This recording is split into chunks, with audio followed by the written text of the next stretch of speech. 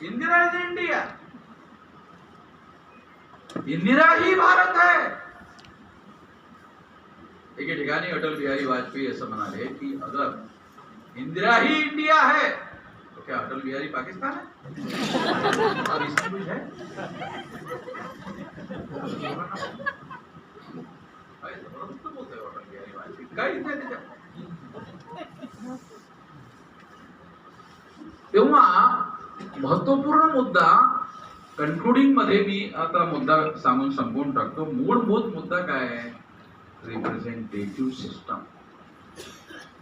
त्या representative system वर काम करणं आवश्यक आहे. येत्या कालावधीमध्ये आम्ही या रिप्रेझेंटेटिव्ह सिस्टम वर काम करू. अरे खूप झालं, दुसरे लोक काय बोलतात ह्याऐवजी ह्या मुद्द्यावर आम्ही राष्ट्रीय जसं आता मी भारत बंद करून आहे, जेल भरो आंदोलन करून आहे, उद्या त्या मुद्द्यावर संपूर्ण देशाभर आम्ही जेल भरो आंदोलन करू. तो मुद्दा कोणता?